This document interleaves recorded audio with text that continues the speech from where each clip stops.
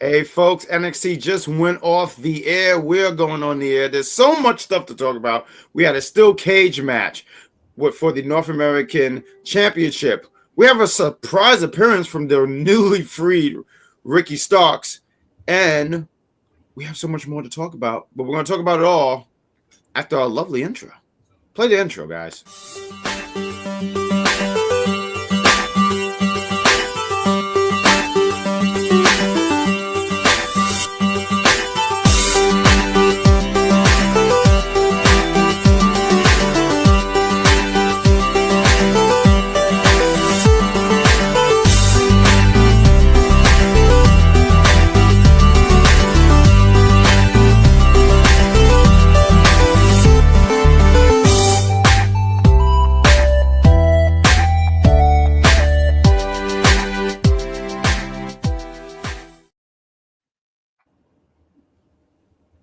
That's our lovely intro. I know I be jamming. I gotta say, the Monday Night Raw crew, they have a really good jam, but we have a nice, cool, chill jam.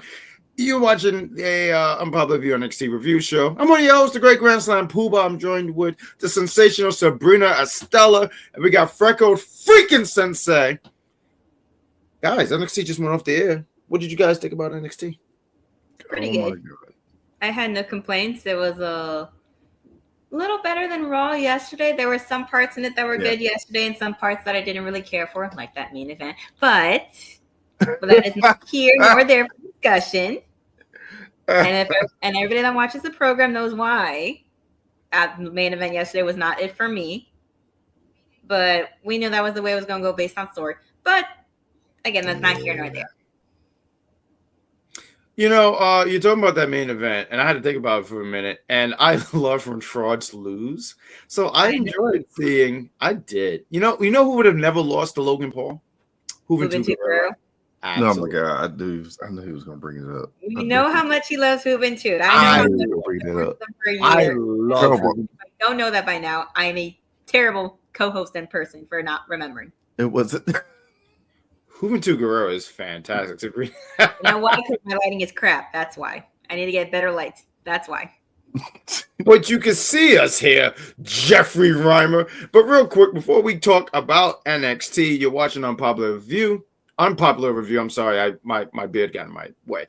But Unpopular Review, please hit that like button, hit that subscribe button, hit that notification button. That's all on YouTube. If you're on X, Twitter, however you want to call it, the app that used to be a bird, please. Whatever it is now at this point, like. Well, whatever Elon Musk decides. That's a letter. Right, whatever Elon wants to call it at this point. Whatever the Muskinator wants it to be, please. Muskinator is why. Thank you. I had that in my back pocket, and I'm not even wearing pants. But repost it, reshare it. Same thing on Facebook. Put this in your wrestling groups, and let's just talk about some NXT. Let's talk about wrestling. I want to say real quick, we see you, Jeffrey Ryman. We see you, Sed. We see you, Charmaine. Who else? George is there. I mean, I didn't recognize George because he wasn't so rude to me this time. He didn't. He was nice today. He was nice. Well, hold up now. Hold on. We're only 3 minutes into the episode. Give him time. He's cooking something, and I believe he can't cook because I've never seen you on an episode of Hell's Kitchen or whatever, Gordon Ramsay. But let's freaking go. Sabrina, Estella, why don't you open up with for NXT? What do we have here going on here? And we're gonna get to you guys in the chat. We see you guys.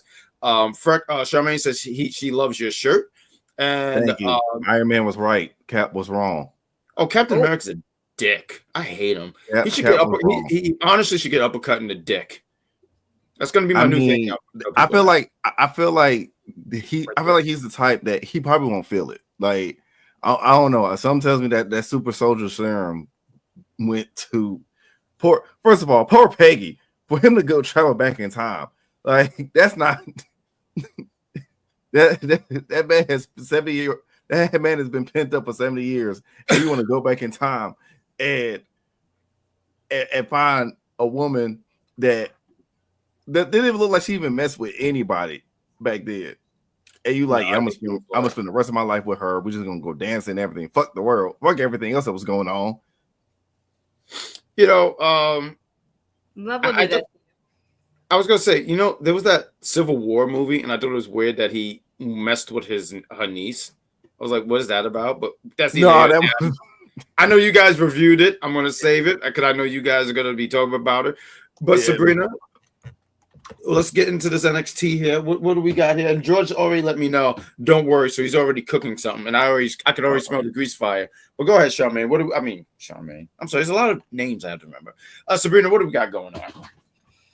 Well, NXT started off with some intense women's wrestling with Bayley versus Cora Jade. And I mean, the match was great. It was a great way to start the show, especially given with how Bayley felt last week, feeling some type of way after Cora attacked her and Giulia, and then also try to take a swing at her soon-to-be former best friend again. And I mean, they did pretty damn good until Roxanne comes out in Bayley's old outfit and music, dressed like how she was when they had a Halloween house show a while back. And then I was just thinking, girl, who are you trying to help?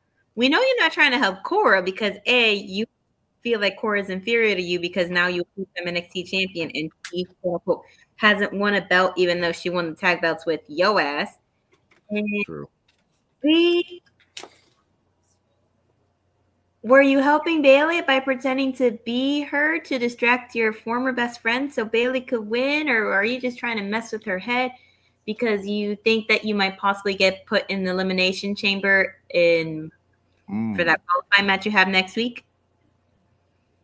I mean, what you did made no sense because when Cora got the pin, you were looking like, that wasn't what I wanted to happen. So what were you trying to do? And then the end of it all, while during the match, we see Giulia watching, and then Ava goes and talks to her and tells her something in her ear. And when the match is over, she says, enough's enough. Now all three of y'all got a chance because now it's going to be a fatal four-way with Bayley, Roxanne, and Cora against Giulia at Vengeance Day. What you got here, Freckles? First of all, anytime Bayley is wrestling, it's going to be good. Like that's just point blank period. I was just more so annoyed that, and I felt like Roxanne definitely ruined this match for me. Like once she showed up, it was just like, why did you show up? I get the being in Bayley's gear. And she looked good in it too. Like don't get me wrong, she looked fantastic in it. It's just, did we really need this? And I felt like we really didn't. We didn't let them duke it out, and then you could have showed up. And I know it's like a true heel work of showing that up at the worst times ever. It's like when your mom, it's like when you're trying to have a big back moment, and your mom that judges you about being a big back comes to your house at the worst time. Like it just shows up at the worst time where you already ordered 2 freaking pizzas that's stuffed crust from Pizza Hut. So that's so good. So it just felt like that. It's like, great, you just ruined something that was so good, and you just literally ruined it for me. Like it was like great. But Ava did come out. I love how they really are making, and even though I hate dirt sheets, I always say, just like Mike says on his show, death to dirt sheets. But this one was on dirt sheet was pretty accurate with The Rock, passing the torch to Ava, and it looks like Ava is growing in her role now, in that GM role of just like, whatever I say goes, I lay the law here, this is my show, basically, things of that nature. She's growing on me. Like I've always liked her, even during Schism days, but she's definitely gotten, you can tell like on the microphone, she's gotten more comfortable, and I love that. Well said, sir. Yeah, we got Z in the house. What's going on, Z? You could catch him. Well, of course he's here. He saw his shaved head queen, the woman who Martinez Appreciation Hour in 5 minutes or more on SmackDown Penitentiary, which you can catch on Saturdays either at noon or 1 o'clock, depending when they're on. There we go. Honestly, I like that Bayley put over Cora. Now, yes, she cheated, but I don't mind that. Cora, since she's been back, she hasn't been getting a lot of wins. So you had to find a way for her to beat Bayley, but without her beating her clean. And also to show, because I feel like everyone has been saying this, though, that Cora was going to be put in this match. And for her to be in this match, she has to go in there. If she had lost, then why would we even have her in this match? Absolutely not. You lost. There's the door. You beat someone like Bayley. Roxanne getting into her head. And I mean, honestly, when I heard the music, I love wrestling so much. Because like wrestling is such a thing where, you know, like Kane, he set JR on fire and he still was employed. If I did that, I'd be fired. Not for real. Like, it's still crazy. The man electrocuted somebody with a battery. The man that necrophilic acts with the corpse that will not be discussed on television again. Yeah, there's been so many things. But in wrestling, if you hear music in wrestling, you're distracted. You're like, huh? What's going on there? And that's such a wrestling trope that always kind of cracks me up because I'm like, that's silly, but I get it. They had to find a way, and this doesn't make Bayley look weak. And you know, we're gonna get that fatal 4-way on Saturday. So yeah, I mean, I see that in the chat. I see said, and we see JL. Welcome back, JL. I feel like it's been a while since we've seen them. I think, if I'm correct, that was the one who was the Braun Breaker guy. Yes. Yeah, he was a big Braun Breaker. No, every time he was in the chat, welcome back, JL. It's glad to see you in the chat. But every time he was, that won't last. Oh, we're talking about it won't. Yeah. No, it won't. Now, I'm once again, George is cooking something. George Samuel Lewis is cooking something. I know that for a fact. Oh hell, yep. He confirmed. Yeah, you don't see the mustard stain on that sweater. He's already preparing. He's already cooking something. He was the leader, but also he was a bad. He was. I'm sorry. If y'all see my room, it's filled full of Captain America stuff. I love Captain America. I love the logo, all that type of stuff. No, Captain America's great. He was just bad in Civil War. Like from Age of Ultron to Civil War, Cap was really just on the left. Like granted, Tony has always been far left, but to be fair, he drinks. He does drink a lot, a whole lot, which was interesting. They did not show. I get why they didn't do it for the MCU Iron Man because of RDJ and his personal thing, and then plus it's Disney, so they let us get away, which is crazy. Let us get away with killing freaking parents, but alcohol is where they draw the line. I love how that upset you. What else do we got? I love how that upset you. You're talking about the same company that's been doing that whole writing off one parent thing since the beginning of Disney. Exactly. Disney had no mom growing up. Well, to be fair, I mean, I think when the first Iron Man movies came, I don't think Disney purchased them yet. I don't think. No, not yet. Well, I don't think so. Did they? I forget. I think after Iron Man 2 is when Disney got a hold of them. Because I think, if I'm not mistaken, Avengers, I think, was when Disney. If this is 2011, then maybe so. I forget it. 20 because 2012 was when Avengers came out. So yeah, I think it's really 2011, 2012 that Avengers came out. So yeah, I think we'll get it. Big props to Bayley for putting over. Said is not a fan of Cora. BBL Bayley. Okay, that's because Cora was so overlooked. Cora was the overlooked one. Honestly, out of like her class in a sense.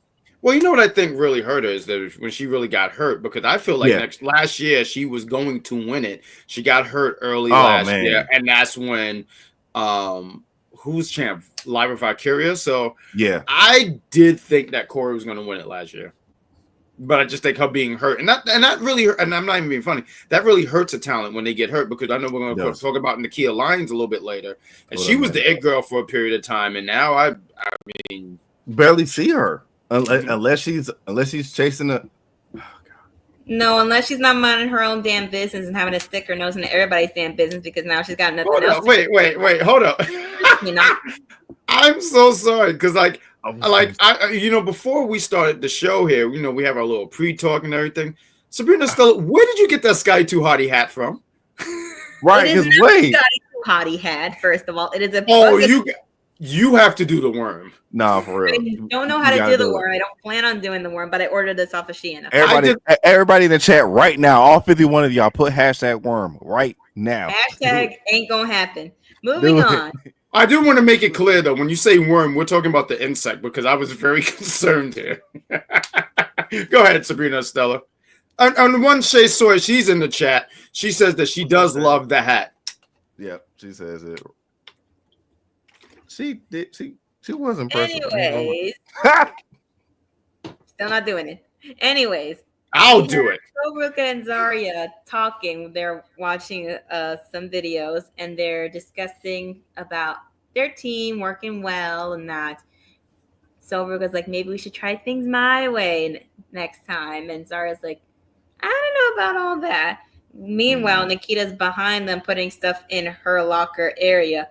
And she makes a comment saying that one victory doesn't make y'all a tag team and that So is holding you back. But she ain't having it. And Nikita's like, well, why don't you put your money where your mouth is and fight me tonight?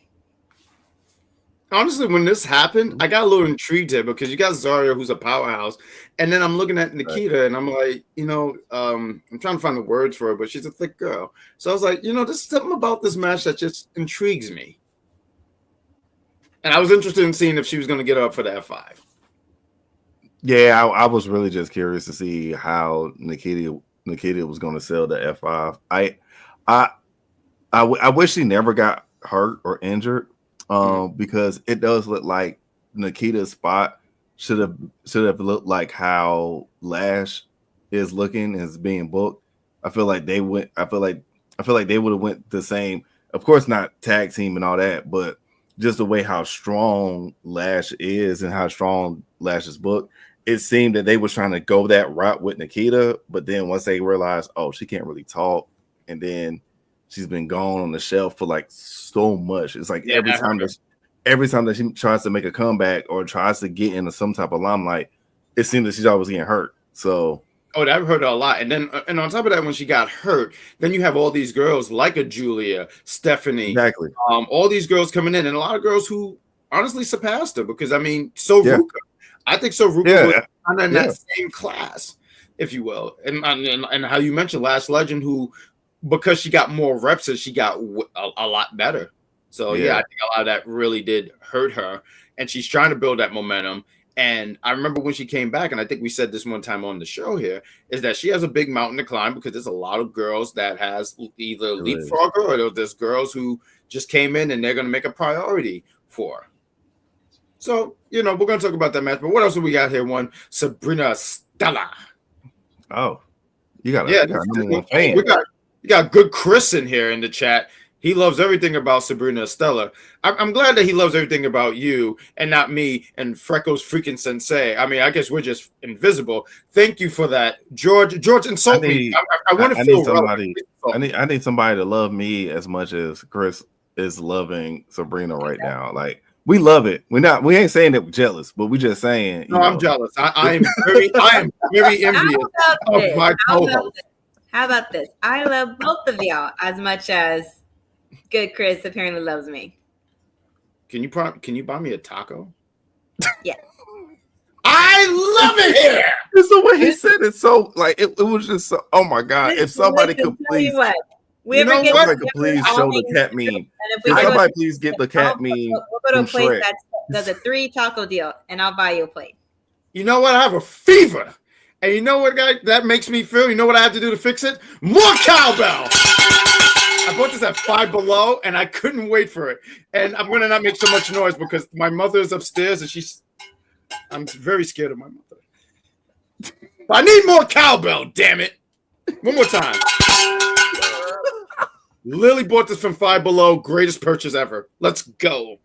I ain't gonna lie. Between that and the air horn is top tier right now. Hey, look, I have a magnet, this thing too. Like I fucking need it, but I got it. I don't know why I had this. I just found this somewhere. I don't know.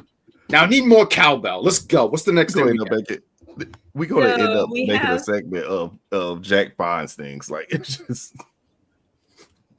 So anyways, next up we got Obafemi that made his way to the ring, and he talks about his title defense with Theory and Waller on Saturday, and is real about it, basically saying how it's going to be a handicap match between the two of them, and everybody knows why I'm air quoting that.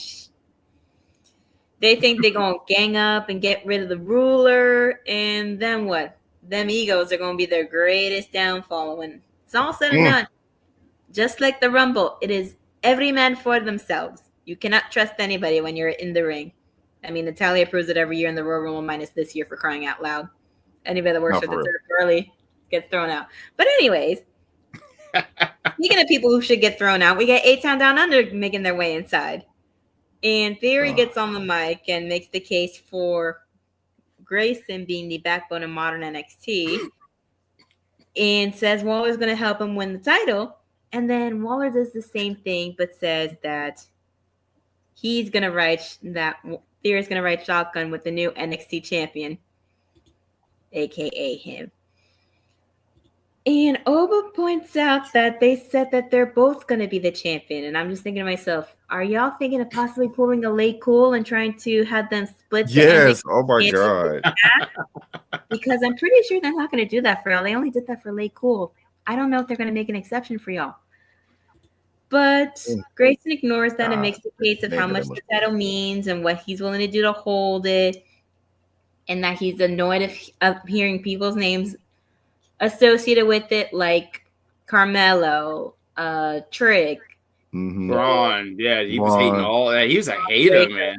Well, I mean, I get it, because that was his class, and so it's just like they all moved up, and you was most known, you know what I'm saying? You was most known for in NXT was getting your ass beat by HBK. That was basically it. Like, besides the Grayson Waller effect, the only highlight of Grayson Waller. Hold up. No.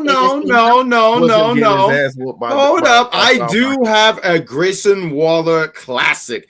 He beat the hell out of one Johnny Gargano when he was leaving NXT. And then terrible friend, Briggs Joseph.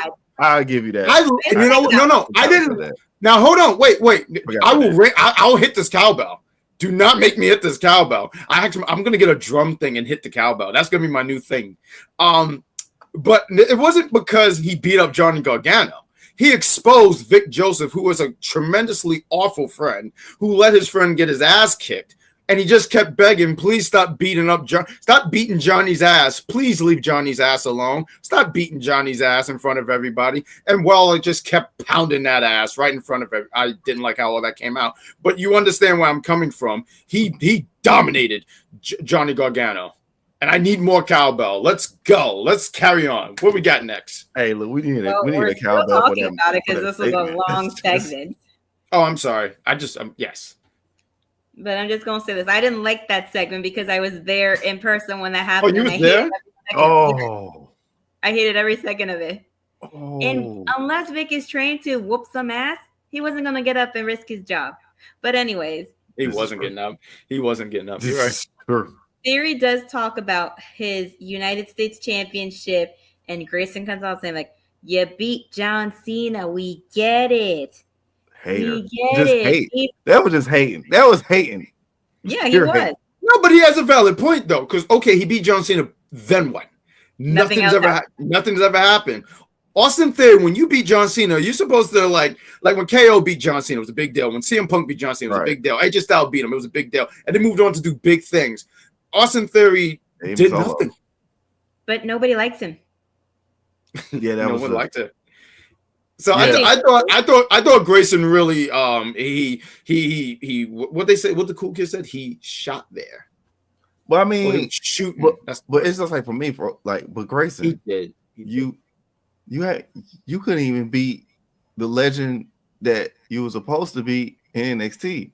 How you gonna be mad at Theory for break? Because if I ever beat John Cena, I'm definitely bragging that I beat a man that I could not see. Like, I'm definitely bragging on that all day, every day. I don't care. I don't care if I don't win not one title in WWE. The fact that I can say that I pinned John, in the words of Mike, John Horatio, Tom Brady, Cena. That's a hell of a 1, 2, 3, clean. Yes. Yes. I still didn't care for that match, but anyways. I mean, I didn't either, but Waller also brings up that he's the one that got the SmackDown Tag Team Championships at WrestleMania 40 while Theory was quote unquote sitting on the first rung being a cheerleader basically, and that he should thank him for saving his career. And they just start shoving each other, and then Theory shoves Waller into Oba, and then they get back on the same page and starts going all A-Town down under on him. And then they hit him with the Fireman's Carry, followed by the Rolling Thunder Stunner. And then we get an Eddie Thorpe video package.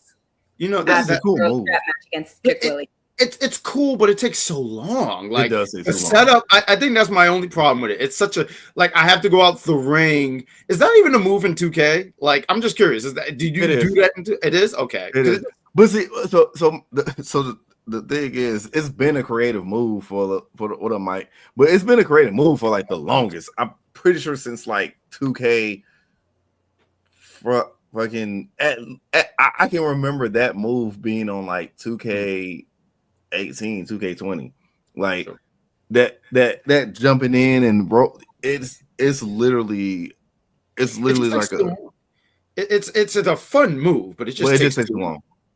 Beat up John Cena. Shout out to AJ Styles. Yes, shout out to AJ Styles, who was on Raw yesterday. Glad that he's on Raw because I'm glad he's back. I watch more Raw than SmackDown, honestly. So I prefer where I can watch him. I'm getting old, so Mondays I can stay up a little late on Mondays. Fridays, I'm out. Yeah, these 3 hour stuff be killing people. But before we move forward, we do have a commercial. We're gonna play a quick commercial. I'm trying to find. Let me take a look at this commercial. All right, we're gonna play this commercial. We're gonna be right back after these words to talk more NXT with the NXT trio in there. And I was glad that she was in there. I don't think she was number 30. I think it was previously on the Mike Knox show. Hold on, I'm sorry. Arguably, in people's minds, people say their GOAT is Trish Stratus. Trish Stratus shows up. I have been pushing the narrative. If you love Trish Stratus, you gotta love Nikki Bella.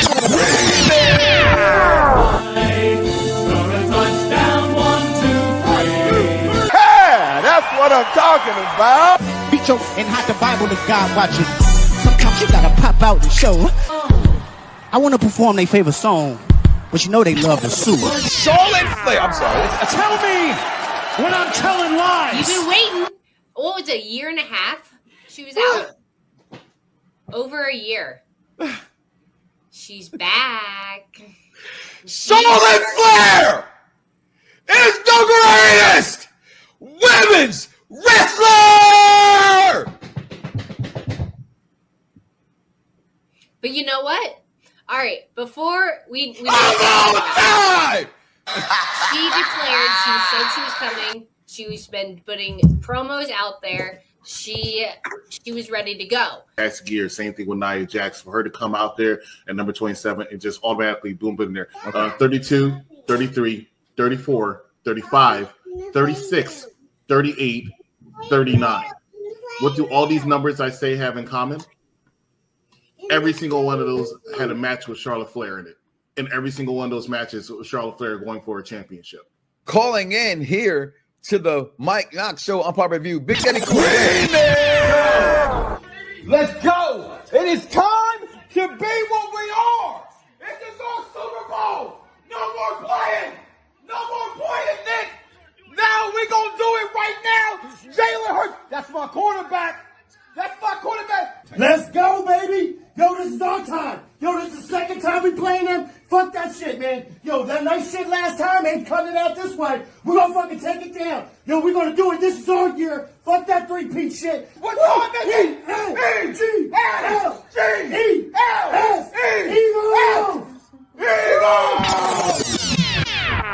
Yeah, how you doing, Mike? First time, long time. I'm a big fan. Thank you. I'm just calling because I want to talk to the executive consultant. I know I can't hear him. Also, Katie, I love you. You the best. EC, you said that Bianca was going to win. You wrong. I need you to run me my money, bitch. Thank you. Love your show. Bye. Lose shit, bite my tongue for no one. I put you on blast, so all the news channels, y'all can kiss my ass. I have 2 questions. One, did anybody miss Mike Knox saying what he says about Charlotte Flair every time she pops up on our TV screens? Oh God! And I two, love the Charmaine. Go ahead. And 2, does anybody know if Steamy William Beamiak likes Trish Stratus? Because according to Mike, if Trish Stratus is your GOAT, you also have to acknowledge Nikki Bella, which everybody in our group chat knows that he was like, Nikki Bella's back, who cares? I care, and several thousand of the Bella Army care. You cosplayed as Nikki Bella, correct? Yeah, yeah. Twice, and at a Halloween wrestling show twice. I do want to sit here and thank Mike Knox because that commercial was extremely long, so I was able to use the bathroom. I was able to rewrite the Bible, and I was able to do a bunch of other things because Jesus, that was long. But shout out to what Mike Knox. Heritage Cup rules. You rewrote the Bible. Thank you. Yes, I fixed it. I split the Red Sea. I have no follow up, but I do want to say. I agree with Jeffrey when he says poor Katie because Katie was getting ready. She was not prepared for one Mike Knox. The first time I saw this commercial, I laughed because she was going mid-sentence. Greatest women wrestler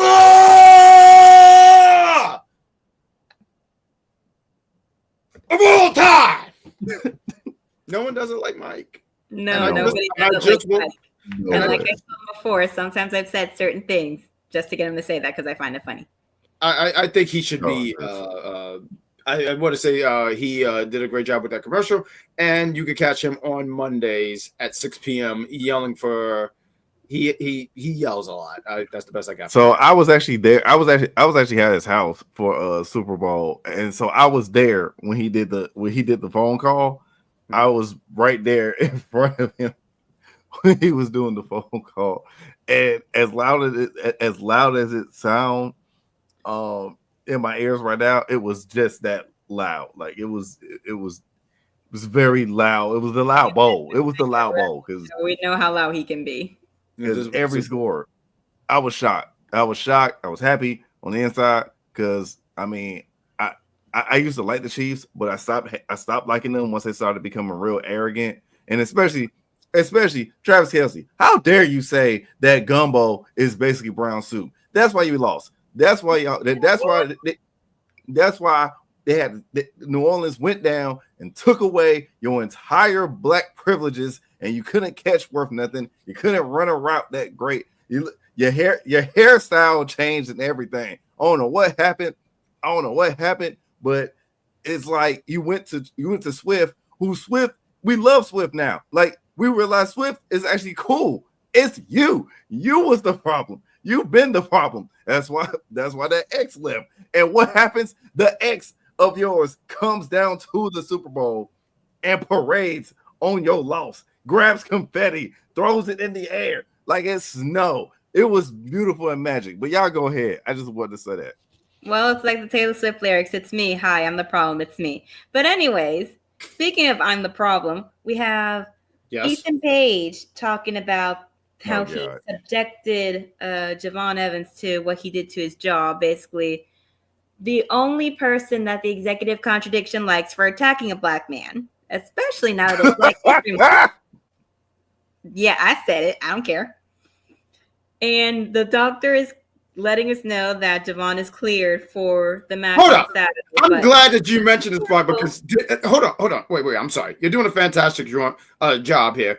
Does anyone trust this doctor? Because I sure as hell don't. How does this doctor sit here and go? He has all these problems, but he's clear. Yeah. Oh, yeah, no. But if he gets injured, he'll miss 6 months and then he might not be able to wrestle. Wait a minute. How do you just sit here and say he's clear, but then I don't trust this bald-headed doctor. It was like y'all said 6 months, like 2 months ago. Like Javon found this doctor off the streets. And I don't know what streets did he find this doctor from. I don't know if it was General Hospital or the Wrestlers. I don't know where the fuck this guy found him from. But this doctor, I just sat here and said, like, nah, Javon just found someone. He probably found a bud and said, like, yo, clear me so I can put my hands on Ethan. But he probably found him on TikTok Shop and was just like, You know, good for him. I went to TikTok shop and I'm banned. What did you? I've never been because You know what? I don't even want to ask that question because how did you get? I don't know. People don't want me around. Anyways, Yes. we get Javon and Ava in her office, and he is basically shrugging off her concerns. And like, I want this match. I want to fight Ethan. I need to whoop his ass. That's what he did to Uncle Seti too, as well as my jaw. And he was like, you might not care about what happens to you. I do. I care what happens to you. And I don't want you to risk permanent injury and having to be on the shelf for 6 months because you couldn't control yourself around Ethan Page again. And you say that you're clear to go? Fine. Boom. She gives him a waiver saying, if you sign this, we're not held responsible for what happens to you because we're trying to make sure that you stay safe. But you want to fight him? So be it. And 0.5 seconds later, he signs it. Oh, he's on that, but with the quickness too. He said, "Oh, I'll think about it," and he did that real quick. He's doing this for Uncle Seti, and I love that for Javon. You know, anybody. Anytime you're doing it for Uncle, and I'm not going to call him Uncle Seti because that just sounds very uncomfortable when I'm saying it. But anytime you're doing it for the Unc, I respect that. So Javon is going to take Ethan to the cleaners, and I'm talking about cleaners on a Saturday. Leave him there on Sunday because, you know, it's closed on Sunday, so he's stuck there. Yeah, I'm loving this food. Of course, I love food too. I know it slipped, but I just had a Bacon King. So before this show, I'm so jealous. I had an Alfredo, and I just put barbecue sauce on it. It was fantastic. Oh, that sounds good. Actually. But yeah, I love Young OG. He is definitely in the NAW Facebook group. We always love him. Shouts out to him. But yeah, I can't wait for this match. I really can't. Yes, Javon did start it off, and I'm glad that he started it off with Ethan because it was like one of those, like, for me, Ethan was acting like he was untouchable for a good minute, and it took somebody like an OG, aka Young OG, to check him. So I'm all for this. Honestly, I'm for it. The doctor thing was getting on my nerves because I was like, if y'all really wanted an acting doctor, I could have just gotten Stephen A. Smith. He plays a great doctor on. I don't even think that doctor knew. What's your credentials? I want to know. Like okay, if you play enough Super Smash Brothers, there's a character called Dr. Mario, and I said, yes. I don't trust you. I don't like Dr. Mario. I don't like him either. I hate him in that game. Oh, I don't play as Dr. Mario. I play as either Peach, Zelda, Kirby, and occasionally Pikachu. Kirby gets on my nerve. I'd be like, in the middle of the match, like, why are you sucking me? I didn't ask for this. So, but Kirby's dope. Kirby's great. But you know what? My character is Sonic the Hedgehog. When they put him in Brawl, I used to be a Yoshi main. But once they put him in Brawl, I said Yoshi can go to hell. So I rock with Sonic. As soon as I saw Sonic, I turned my back on everything with Sonic. Yeah. You know. Yeah, I'm mostly. I used to be a Samus main, but then I started learning how to use Marth, and I just can't stop using it. Like.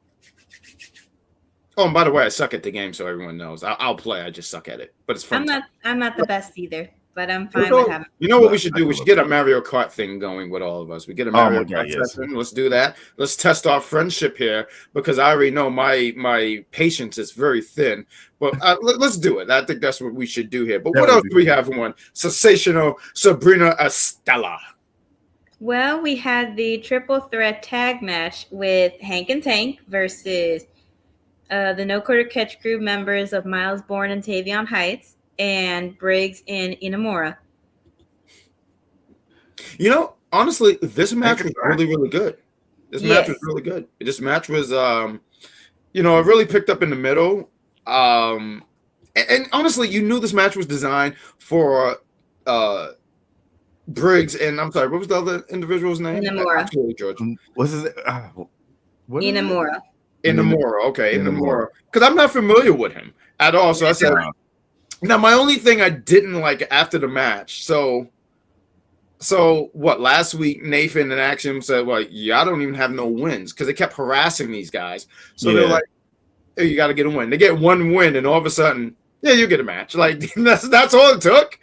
All they had to do was get one win. It wasn't even, and this wasn't even a number one contender. Now, I'm not taking nothing away from this match. This match was really fantastic. I think all the teams got an opportunity shot. I think Tavion Heights is just fantastic. There's something special about that lad, and I think he won me over when I went to that one NXT show one time, and he came out of nowhere and just belly to belly the fuck out of Javon. And I was a fan after that. I don't know why that humored me a lot. But also too, what's his name? Osborne, who was doing some Randy Orton stuff. Like he did the drop kick like Randy used to do, the power slam. I was like, okay, you trying to be okay, baby Randy. All right, I see you. But I thought all these teams, Hank and Tank, I mean, they're just they crack me up. They just seem like guys, if I saw them at a bar, I'd be like, why not? Like I would just hang out with them. They just seem cool. Like they can't wear them tight shorts with me though. Absolutely not. We will not be doing that. We'll be going to my favorite store, and that's Five Below.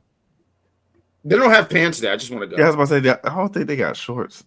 No, they definitely want to have shorts their size at Five Below. Like, no, absolutely not. Especially Hank's big thigh. But yeah, this was a really good. Yes, the jorts, Jeffrey. Yes, the jorts. I blame John Cena for that because John Cena made that a thing. Yes. John made all the non-DEI people could just go outside and barbecue and have sex. Well, honestly, if you're at the barbecue stands with those, I know the food is going to be good. With the Haitian classics, absolutely. Yes. The brown sandals that I don't know where the hell y'all got them damn things from, but what they used to call them, the Jesus Force. Yeah, the Jesus ones. But what did you guys think about the match? We got Shay Soy saying ban Jorts from NXT. She's not a fan of the Jorts. Nobody was. Non-DEI is frying me. Look, I'm trying to be politically correct in these days and times. So, when we have some people that, run to Atlanta when they need a check balance and they're not a colleague, they're a fucking colonizer, then, you have to say certain things so you don't get canceled, you don't get banned. So, what did you guys think about this match? I loved it. Like, I'm a fan of Hank and Tank, so.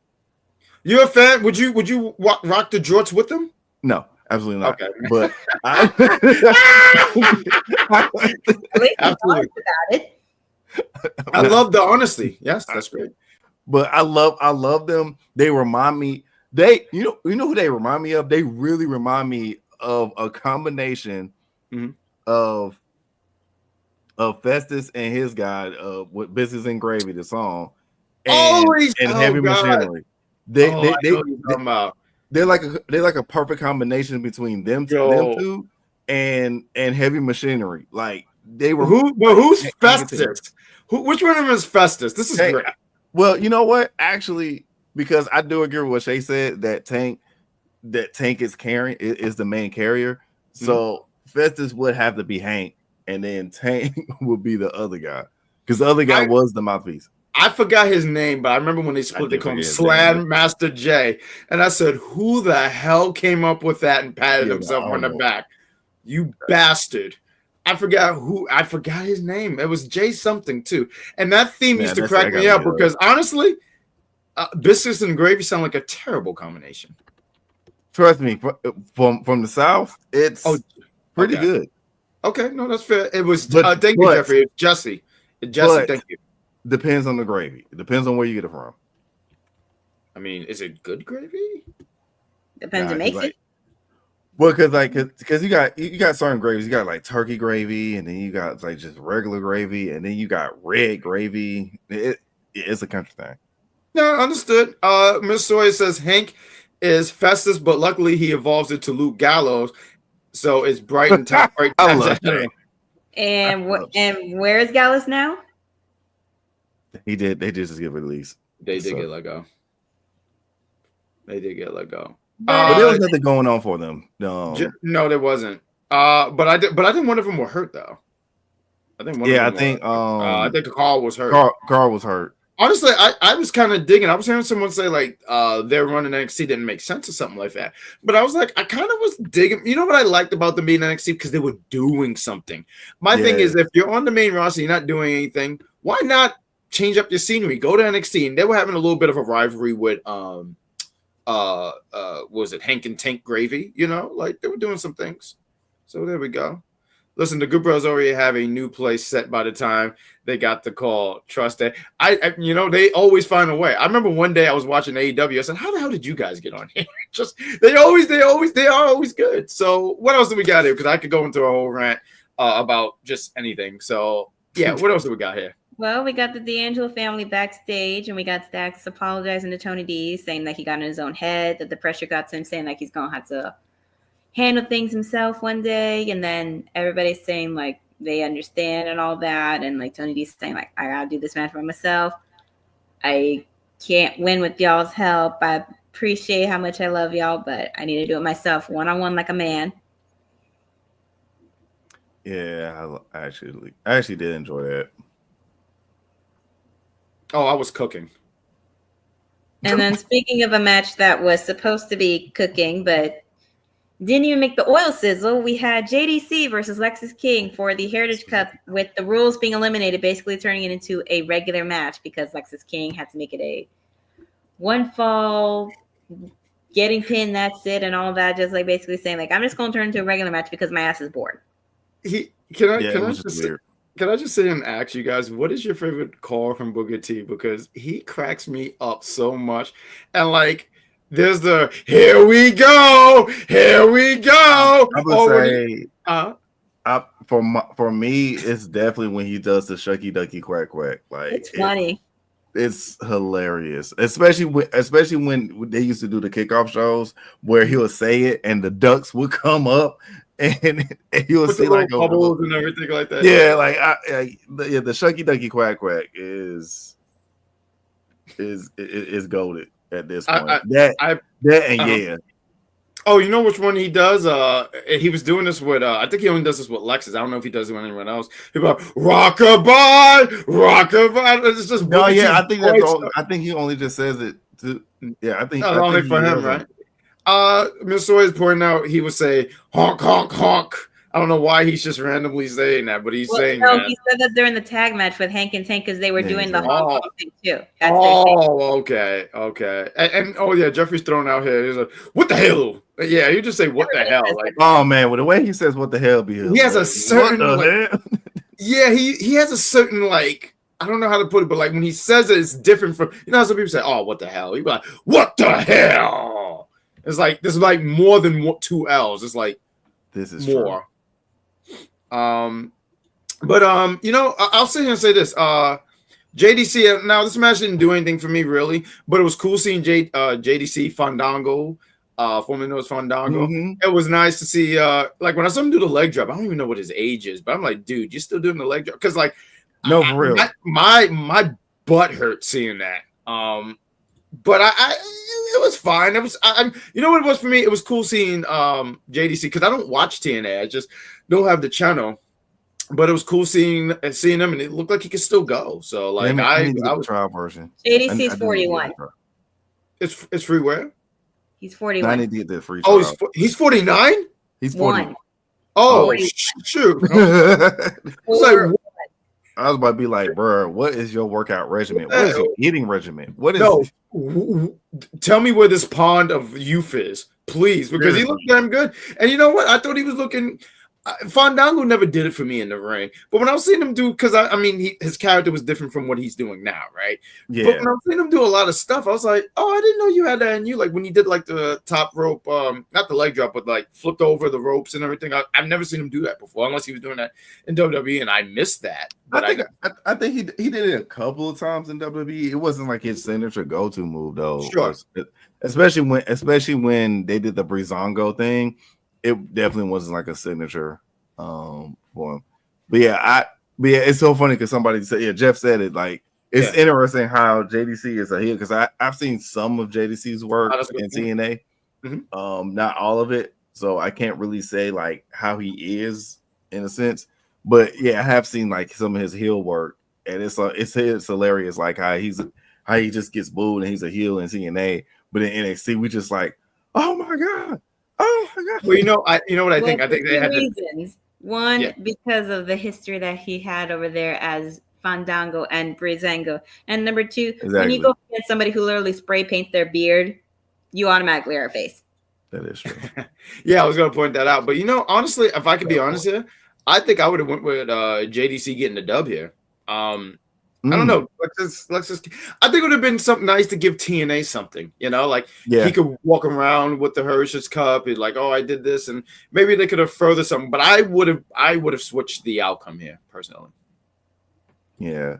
I know the judgment for the Heritage Cup. Here we go. Here we go. Yeah, because at this point, Lexis with the Heritage Cup is not giving heritage at all. It's I mean, Vic did say one of what the pure wrestling fans would think, like those a fan of pure wrestling, like those rules and establishments and such, like how ROH has their pure wrestling championship, right? Held by Lee Moriarty right now,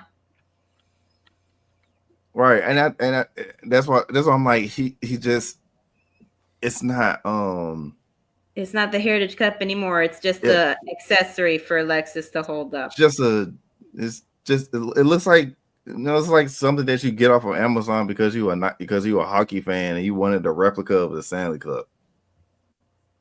It's like a Funko version of a Stanley Cup. What else do we got? Well, we got Bayley and Roxanne. They're arguing in Ava's office, with Roxanne claiming that she's going to win on Saturday, that she's going to be a record-breaking history maker and become a 3-time NXT Women's Champion. And they going back and forth, and Roxanne is upset that Cora is added to the match because she's like, well, now my chances of winning are even lower. Like, why did you do this to me, Ava? Why did you put the one person that I didn't want to win that match? Because I don't want her to be my friend anymore because I have no friends. And then Bayley did make the comment saying about Roxanne's outfit being like, I like this look on you. This is the best you've ever looked, you stupid idiot. Walks away. And then Cora Jade rolls up saying that she's going to win because she says, it's her turn now, right? And when she walks away, Roxanne has a look on her face like damn. Mm-hmm. And I'm just thinking to myself, you are burying yourself deeper and deeper and deeper into this mess. Y'all are literally turning into Sasha Banks and Bayley right now. With y'all forth with you being friends and breaking up, like. Well, I mean, you gotta think about who's running WWE at this point. Is the two people that literally, my light just went out. That's crazy. But the two people that literally had like the craziest on again, off again, on again, off again, on again, off again relationship. And that's Triple H and Shawn Michaels. Like they're like their kayfabe friendship just was one of the most confusing friendships ever. One, and then two, it was just like, good God, how many times are they gonna betray each other? This is just going on forever. It was like this is like Tom and Jerry. No, hold on. I mean, because I hear what you're saying here, but it was really Triple H who turned on Shawn. And it was always one side. Like if you was to say KO and Sammy, because they turn on each other all the time, even though it was more KO than anything. But I digress. What else have we got here going? Well, after all that, we get Fatal Influence walking backstage, and you got to see JC for a bit on screen. Not enough. Would you rather her have little screen time or no screen time? I don't like their tone of voice, Sabrina, Estella. I'm just saying. Would you rather have little screen time or none? Hank and Tank was on my TV for a long period of time, and I didn't get a chance to see one JC Jane. It was great to see. I mean, Hank, but to Hank and Tank's fairness, there wasn't a triple threat match, so. But anyway, no one cares about my pain, but carry on. That was given. We do care about your pain. We do care about you. But the person who doesn't care about your pain was Kehlani Jordan. Was that a sad bell? More cowbell, damn it. It wasn't a cowbell. That was a sad bell. That was I am sad. Look, and just because of I just want to throw. I know you want to continue on, but I want to give a shout out to Jeffrey Ryan because he has a lot of respect for me because he's going on and 10 bro. That's a hell of a name. What's going on in 10 bro? But Jeffrey Reimer, he said and said JC James grown on him, and that's because of the great work that I have been doing. Hashtag justice for JC. And George, who have no respect for me, very rude. What did Soy? Why are you laughing? What did she say? Because I bet it was rude. What he said? He wanted to see JC have a conversation. No one laugh at her. No one laugh at her. That was probably. I'm gonna tell you right now. That was easily the most unfunniest thing I've seen all year. Like this entire year, that has been the most unfunny. One Shea Square. It's only the second month. No, it's easily one. If I had a top 5 list, that's number 1. I want everyone to know right now. I wish the executive consultant was here because I want something done here. He's right here. All right, executive consultant, I want something done. Chop chop. He's cooking something. He didn't move it at all. He didn't. But anyways, we have Kaylani demanding a title shot if Fallon is still champion after Saturday. And Fallon says, and she makes a fair point, you've already had your rematch and you lost. So I don't want to give you one. And Kaylani says that she hasn't met this version of Kalani Jordan. She did. She's on the mat. And they have mentioned Jada right before she pops up on the screen, and she comes up and makes her case saying that, I don't know why you're so obsessed with me, but I'm just gonna come here and I'm worried about you. I'm worried about that belt. If you still have it, I want a turn. And then Ashanti comes in to play. Y'all gonna put some respect on this man. At this point. And he said that she got to win over you and you. So if anybody deserves a title shot at that, it is her. And then Fallon and the rest of them take the opportunity to say, y'all can figure it out amongst yourselves. We gonna dip. I'm going to say real quick before we move on. Everyone's been giving Ashanti the Adonis a very hard time. But look, he said, my girl got to win over you and you. So he put his girl in the conversation. Shout out to Ashanti. Is he going to stay loyal to his girl? That's my biggest. Because I keep trust him. Every time I keep throwing this out here, I hope so because my name is on the line. This man is like Offset. This man is the wrestling Offset. Oh, see, I feel like I get that reference, and the only thing I got out of it is it's not good. No, it's not at all. Wait, what group is upset about? What group is he in? Who's upset with? So Offset is with the Migos, but also Offset fumbled Cardi B. As in she like a fumbled. Football? No, it's he was with her, got a baby with her, was married with her. She gave him a billion chances after he keeps on cheating on her. Oh wow! And then she just finally had enough of him. Now, why do you cheat on Cardi B out of all people? I don't know, but the Migos, rest in peace to Takeoff, but the Migos wasn't the smartest people of the IQ most. These motherfuckers dropped out of high school, so they wasn't really the smartest people. But still, I just don't see how you just cheat on out of all people Cardi B, who made WAP. I just don't get that. I would never. I'm just saying, just me. I would never cheat on somebody who made a song called WAP, because now I want to figure out what can you do, what can you not do that you said all on the song, because she said a whole lot. If you go back to that song, she said a whole lot. She did, and so did Megan Thee Stallion. What both of them can do, and just dummies. Boy, him and Tory Lanez, just dumbasses. Good God, we're gonna make dummies. We're gonna make up a dumbass award. We're gonna do it because they bored or whatever. But anyways, we go do a dumbass. Speaking of those that get bored easily, we got Nikita Lyons versus Zarya, aka Dice's least favorite part of the entire night, because we all know how much he dislikes Nikita Lyons to the point of calling her a very interesting name that I choose not to repeat. But match was fine. So Ruka had come up with Zarya. She was there supporting her girl, and Zarya showed off her powerhouse side, and Nikita was a little bit spry. Had some interesting moments. with that Hurricane Rana, so on and so forth. Yes. I mean, she did a Frankensteiner on Zarya, which was pretty cool. And I mean, match is pretty good. And then via Fireman's Carry to an F5, Zarya gets the win over Nikita. Which was it was so fantastic. It was just it was amazing to see. Like it threw me off because I really thought it was just gonna be like a Fireman's Carry. I did not expect an F5. I did not expect that F5. I was like, oh, that's their finisher.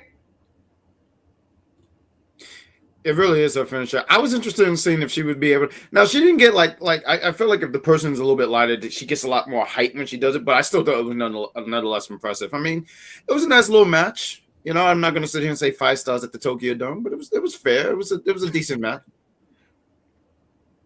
And see, all I'm trying to say is I'm trying to figure. You know what? No, I'm not going to get in trouble. So we don't want you getting in trouble. We don't need you. We need you here for the NXT trio.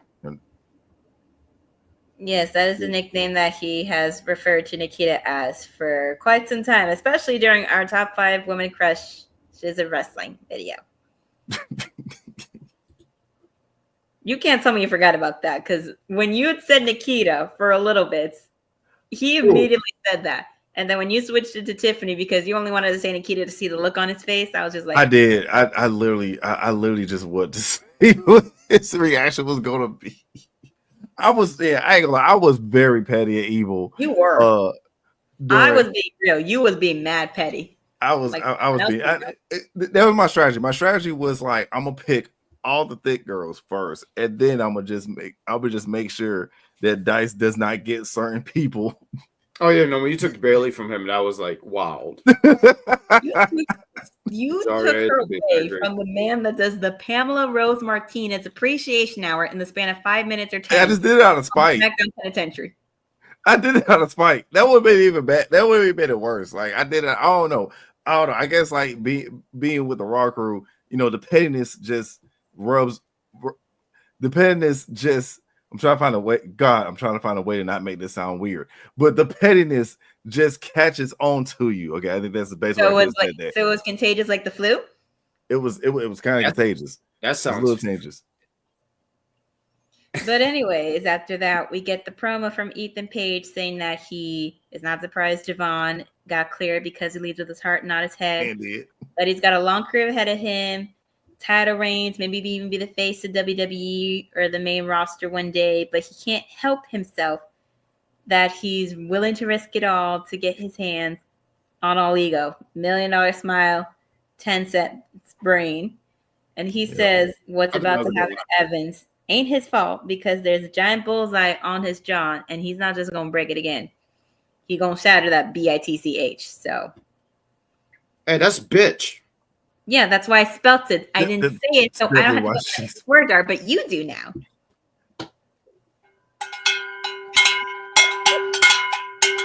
I know. I don't even know which kind of bell was that. I just like cowbell, damn it.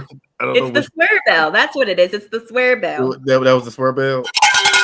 There we go. Oh, when someone cursed, we just knocked it. There we go. I know I bought this for a reason. Honestly, just wanted to do it just so I can walk through town and do like this. Like the town. I hear you. Oh, look, we got Bad Chris in the chat. Why is there a cowboy on? What? A cowboy? You meant to say a cowbell? You meant cowbell? Yippee-ki-yay, mother effer. That's a curse. Yeehaw, we outside. What about it? I'm sorry. Look, I love Kendrick I didn't say the full word, so it doesn't count. Oh, there we go. But anyways. That's not true, Sawyer. I'm going to say the logo. Yeah, no, because this is a lie. We will send that message to Sheriff, and she can. No, because I've seen what that man does. I've seen what that man does to people's houses. So absolutely not. In fact, I don't even know this anymore. I've seen what happened. Well, he only did that to Swerve, and thank God he didn't do it during February because people would have had a problem with it. But I'd be very upset. Yeah, no, I ain't gonna lie. I would. We have Trick Willie being interviewed on the balcony, and he's being told that Eddie Thorpe has put out a challenge that he wants to have you for a strap match at Vengeance Day, and he accepts his challenge, and he's gonna have to look him in the eye, man to man, and he gonna whoop that Trick. And then out of nowhere, the biggest moment to happen in 2025 already. Let's talk about it. Stratus, Charlotte Flair, and Nikki Bella at the Royal Rumble, and Alexa Bliss as well. We got an absolute Ricky Starks coming in. I see what you did there. Yes. And he had the mic, and everybody's chanting Ricky Starks, and everybody was saying to themselves as well, the King of Petty has lost because his name is no longer on the AEW roster, and he was officially let go of. They're being held under a prison contract, basically, and being held captive against his will in there because Tony Khan is the King of Petty over there. And he says, it's obvious people know who he is, and NXT is the future of wrestling, and that he's the superstar in the future. This is the hottest brand. He's the hottest free agent. And don't let this handsome face and the fragrance fool you. He's here to turn this place upside down. When will the revolution be televised? Well, he's here, ain't he? I love this. I love this for him. I know Ray Phoenix wants to know his secret because he's somewhere chained in Tony Khan's basement. I love this for him. I mean, he was being held down. They didn't want to do anything with him. They just wanted to hold him. And he was eventually going to come here to NXT. And I look forward to seeing what he does. I think NXT is a great spot for him to be in. I was talking to Shay Soy before the show. And I think him going to NXT, he could have a little bit of a run. Maybe win the North American NXT Championship, either one. Look at what it done for Ethan. Ethan going to NXT was the smart move to do.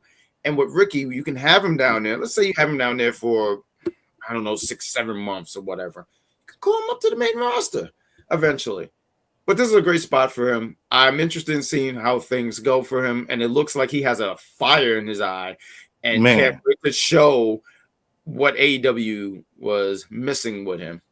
He looked like he wasn't playing, but shout out to Shay for saying this because I literally just went on Ricky's Instagram and he literally has Kendrick smiling at his story right now. This man listen, when you're dealing with the King of Petty, you got to be petty back. Yeah, this man is that's some petty stuff. I love this move.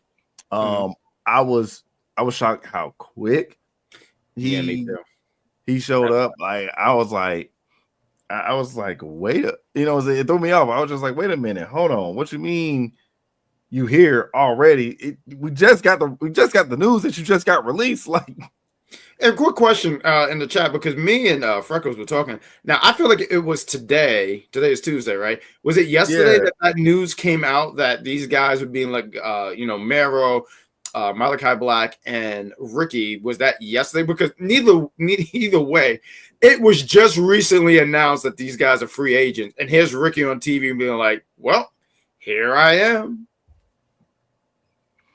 No, that was crazy. Okay, it was yesterday. It was yesterday. But still, that's crazy because I know normally, there's like that whole 90 days. I don't think AEW got that. I hear what you're saying, like how like WWE, you have 90 days. 60 days. 90 days. Yeah, I don't think they got that. I don't know. I'm not too sure. Ricky said he wants to work, let him work. And I agree, let him work. And for the longest time, too, he was like, yo, you're not doing anything with me. Exactly. I don't. And I get from a business. Ricky to Tony. Rick, I can imagine the conversation. Ricky Starks, Tony Khan. I want to work and have some matches on AEW. Well, you've been talking smack about us in interviews and such. So I'm going to pull you off of this GCW show and you're not going to be working on TV for a minute. No, yeah, that was wild. Bad contract. I don't like this. I'm going to leave one day. Good luck with that. And then he gets let go. He's been doing some stuff for HOG. He's done. I heard. Mm-hmm. Matter of fact, shout out to HOG. They picked up. They're going to have Mercedes Moné out here. Yep.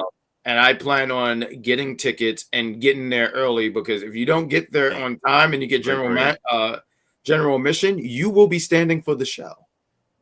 And unless you have leg strength of Thanos, Thor, and Jesus, you don't stand a chance.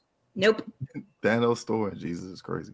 My favorite quote from Step Brothers was, "You have the voice of Fergie and Jesus," and I'm to this day still trying to figure out what the hell that means. Right, because the way that Fergie butchered the national anthem, I don't know how She didn't do no such thing. We don't do no Fergies.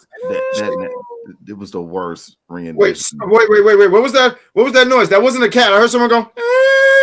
What was that? That was they have the video out there of what happened. I didn't watch it fully, but they have the videos out there. It is pretty bad to watch. It was the players was laughing. I've never seen players during the national anthem just laugh because of the national anthem. I love this question here. This is such a great question here, and this is for everyone in the chat too. I got a question. One Miss Sawyer says, for the trio, who is Ricky's first feud going to be with? That's a good question. Depends on which direction they go with him, whether he's a face or a heel. I feel like right now he's going to be the face. I feel that. I feel like right now he'll be a face. He's going to naturally be a face anyway. Yeah. I think he's going to go. Go ahead. You got it. I think a good startup. Mm-hmm. Shit. Well, hell, if Lexis actually lost, I would have said Lexis.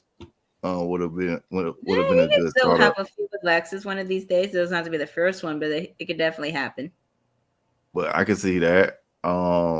I can see some others. Like I can definitely see some others.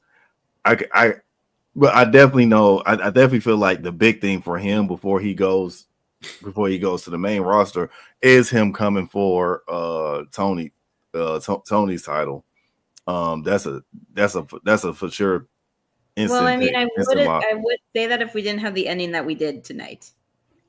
Ricky. Listen, if anybody from AEW comes to join the NXT brand, the executive contradiction will automatically say that they're all boring. Next, I like Ethan. I think that's a good. He said that the Kendrick Lamar halftime show was butchered. No, we're not. Boy. No, we're not. No, nope, did you freeze? Oh, okay. Because I was gonna start saying lyrics, but I like this one. I'm sorry, I didn't mean to cut you off here, dude, but I like this for said. I like that a lot. I think Wesley would be great, actually. I think that is a fantastic pick. That was the worst. Get the fuck out of here. You mean to tell me that funny? You mean to tell me that fucking Tom Petty and the Heartbreakers was highlighting these? I'm sorry, not you. Go ahead, finish your sentence. You mean to tell me that Coldplay was better than Kendrick? Nobody even gave a damn about Coldplay doing their halftime performance. All we cared about was Bruno and Beyonce. That was about it. It was Bruno Sammartino? No, definitely not Bruno Sammartino. Bruno Maroon 5 probably was it wasn't Maroon 5 wasn't the worst. It was just the most let down. What is happening here? It was the most let down. We're now talking about performances. So real quick, we're gonna get to the main event. It was, and no, we're not fighting here. We're not gonna do this. Definitely not the worst. Back and forth thing. Absolutely. If you didn't get the message, that's on you. If you didn't get the symbolisms and everything, that's on you. Why? Where's my cowbell? Listen, we're gonna do it. Oh, I'm sorry. Give me a minute. We're gonna play a commercial. I know everyone wants to hear that. We're going to play a commercial. We're going to get to the main event. And stay tuned. The reason I interrupted your ass is because you called him a mope. How dare you call Gunther a mope? The man is great. He's fantastic. He's a good world champion. No, and I think Gunther's fucking boring. Thank you. Tell him, Willie. Jey Uso, Gunther, World Championship WrestleMania. I'm hyped. I'm excited. I love this segment. Go ahead and hate. You said it yourself right there. They don't want Cody Rhodes to look like an idiot, so they're going to put Gunther in the match to look like an idiot. This man is... Cody Rhodes is supposed to be your best babyface. He's not going to out babyface Jey Uso right now. Boring. Gunther is boring. After the he says he's all hobbling. Jey Uso goes, I shouldn't have said this, but I'll pick you. I thought he was going to say something controversial. Yeah, I thought like when Pat McAfee calling him an what do you call him, an Austrian piece of garbage or some shit. Like I thought it was gonna be. I thought James was gonna end up saying something a whole lot worse. But I just hope they don't fuck the ball up and not give him the belt this time. Like I think that's gonna be the whole story, though. You know, he came up short all this time. So then WrestleMania is gonna be his chance. I think that's what they're gonna go with. But yeah, man, Gunther born as hell, man. La Ring General. He's born yet you're saying his catchphrase. What'd you say? He's boring, yet you're saying his catchphrase. I mean, because the catchphrase. Just like he's boring, yet you're saying his catchphrase. Because the La Ring General, like that shit. Is what? Stupid. You must like it? No, I don't. Just a second. If you didn't like it, why did you say it 2 or 3 times? Because that's what That's the only thing I know. Just a second, Steven. All I want to know from Steven That's the only thing is if he did not remember. like it, why he said it. The only thing I remember about Gunther is Larraine. That's all you remember? You don't remember putting the hands behind the back? You don't do that? You don't do that? Because I can see your ass doing that. I honestly no, that's sorry. And these are my views and my views alone. This is a disclaimer before I say what I'm about to say. No, the hands behind my back was like a fucking Nazi salute. So I would never do that. I was never into Imperium. I'm sorry. Right. The imperialistic I fuck them. But anyway, I real quick, I wasn't playing my drinking game, so I wasn't going to do that after he said just a second like 5 times in the same you'd have been on the floor calling a cab and everything. No, you might have been calling the hospital because you might have been like no longer with us. There's a few things here on this commercial that gets me. One, how cold is Steve's house because he's wearing that fur hat? The executive consultant looks like he has no control over his own show. And Willie, shout out to Willie, because he went longer than a segment, which is usually a minute. And I know when you get older, it's hard to go the distance. So when you are going more than 2 minutes, it's really impressive. And you could tell that video was very edited, like extremely edited, just to prevent certain things said. Checked out that was me yesterday when some of the stuff that was coming out. I said, oh, I'm glad I get to do the review show with these two lovely individuals. But that is the Raw show. Check them out as right after Raw go off the air. Raw have lately been going like 2 hours and a half, so it's been great. But they are going to see. I love this. Like we have someone controlling our stuff because they want to get themselves over. Why does Willie look like? What's he sitting on? What is happening here? Willie kind of. I ain't even gonna lie. Willie looking like Nino Brown a little bit with that pose. Willie looked like he's sitting. The executive consultant looked like he's like, please get off my shoulder. And Big Daddy Cool is like, ha ha. Let's get into the main event. Sabrina Estella. Guys, real quick before we do here, we gotta do some plugs here. You are watching Unpopular Review, the NXT Review Show. We got someone in the chat saying, please don't watch WWE, sir, or whoever you are.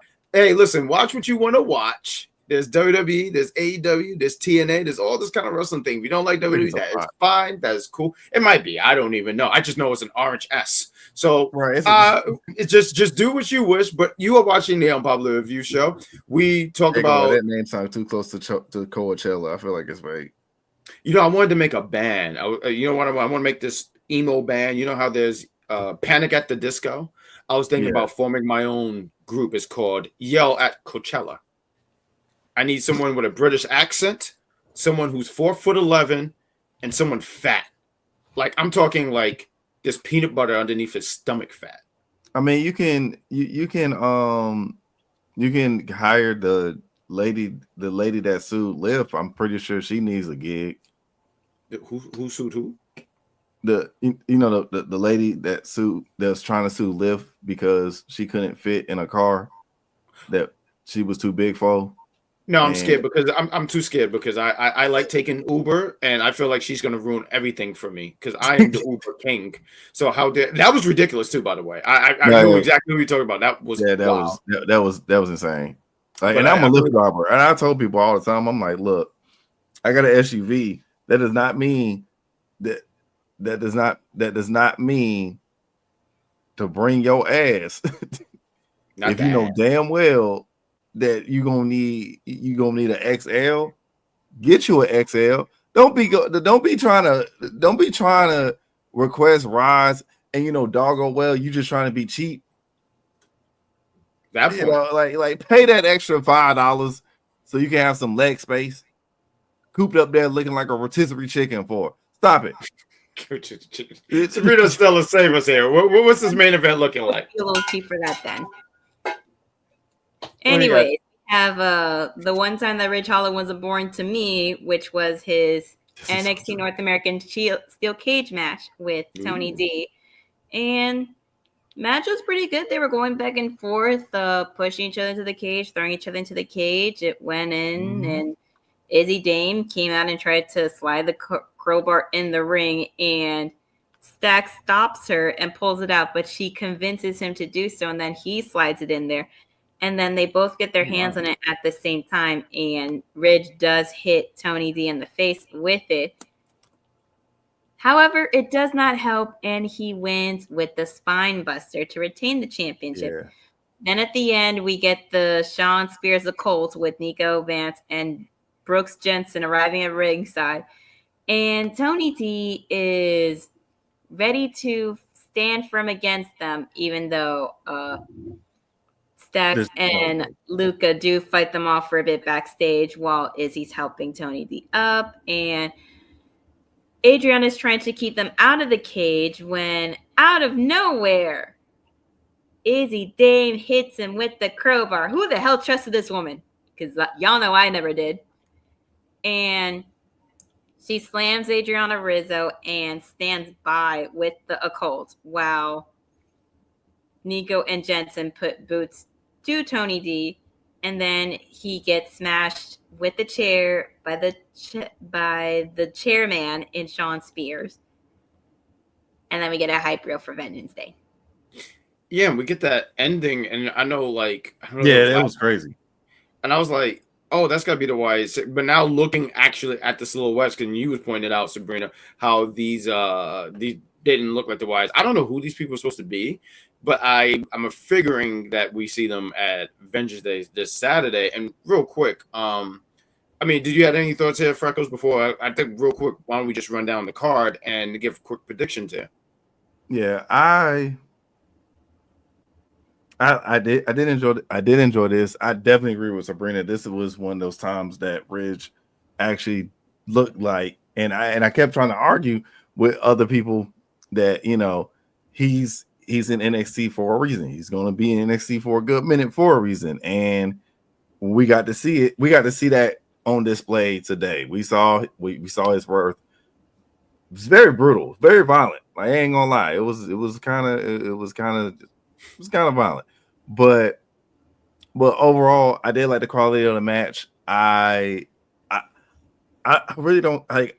I almost want to say that Tony D's reign is coming to an end, but I can't determine that at this point. I feel like he probably still got a few more months left to hold on to that title. Actually, yeah, not Shawn Spears. Shawn Spears. I don't know. I'm not thrilled about Shawn Spears being the next one in line, I guess, for the North American Championship. I was talking to Sawyer about this, and you know, like, I sort of could see Spears winning, but I feel like I feel like him winning would, like, how do I word this? So, like, since he's come back, he hasn't done anything. It would be something for him because he hasn't done anything. If he loses again, what's this, like the 8th loss that he's taken from Tony D? Because I feel like Tony D has beaten him quite a few times. Yes. So yeah, if he won, it would. I don't want to say justify. That's not the word, but like, it would just be like, oh, see, like, he came here for a reason. He's a big deal, and honestly, he just don't feel like a big deal. So I expect Tony to get the dub here when they do face off. But we have Vengeance Day. I got the card here, and I'm gonna make sure. I'm just gonna say this.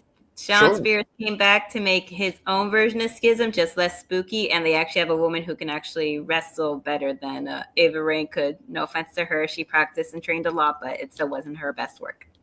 Yeah, it wasn't. Real quick, let's get into this card here for NXT Vengeance Day. It's this Saturday. We got Ethan Page going against Javon Evans. I mean, Javon got to get his win back here, right? Ethan Page has been making this guy looking like a fool, breaking his jaw. And also, too, if Javon Evans loses, he should punch the doctor in the fucking head if he loses. So, yeah, I got Javon Evans going over here. We got a strap match. We got Trick Williams going against Eddie Thorpe. I do think this is a great position for Eddie Thorpe, but it's a great position for him to get his ass whooped. So I got Trick Williams beating Eddie Thorpe, and hopefully after this they do something with Eddie Thorpe because he's gonna get them whoop that welts on his back. Look, there's no way. Damn it, Sabrina! Sabrina always trying to beat me for funniest host. Sabrina always tried to beat me for funniest host. God damn it, that was good.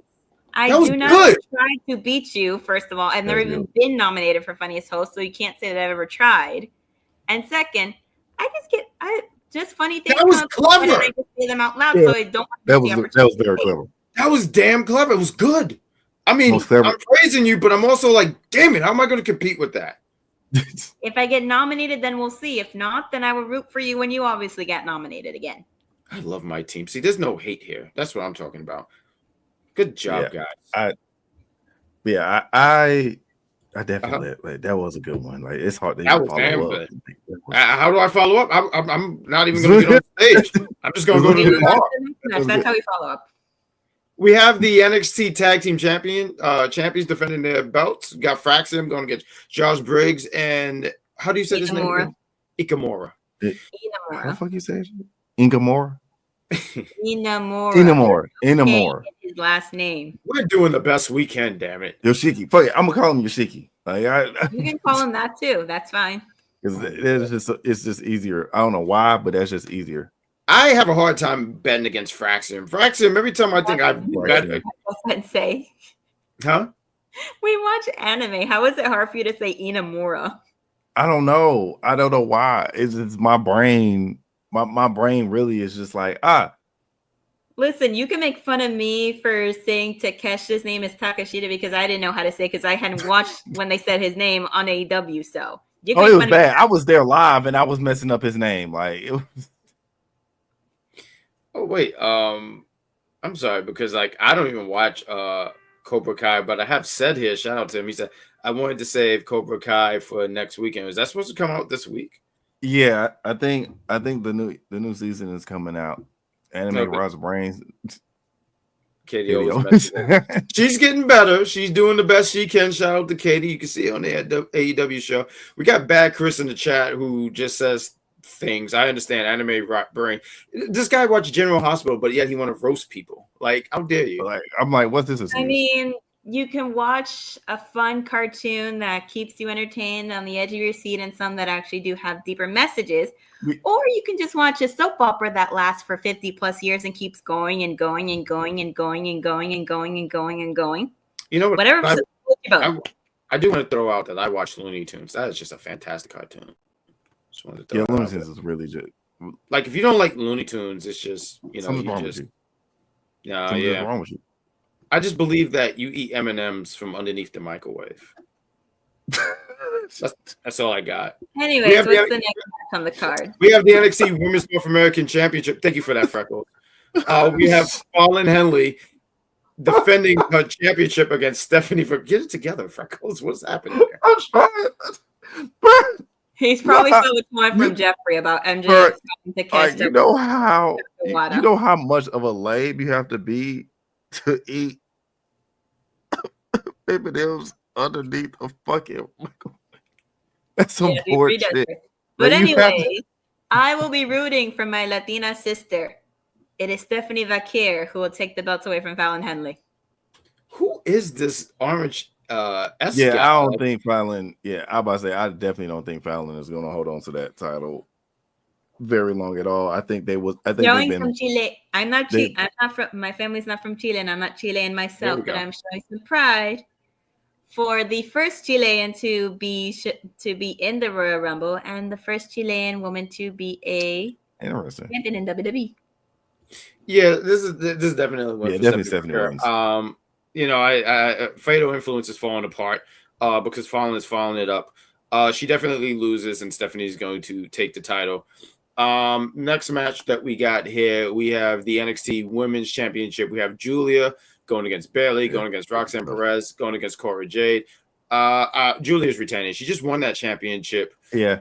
So, no, she's not dropping it. She's going to stay and deliver as I'm only going to say that there have been times where some champions have lost it after their first title defense, but that's not going to be the case here.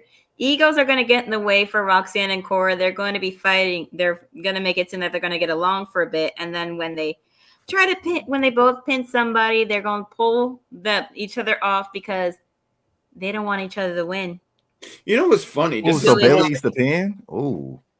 I don't think Bayley eats the pin. No, Bayley's not going to eat the pin. Yeah. I think it'll most likely be Cora, since Roxanne is going to be debuting on the main roster next week for her Elimination Chamber qualifying match. You know what? I'm gonna.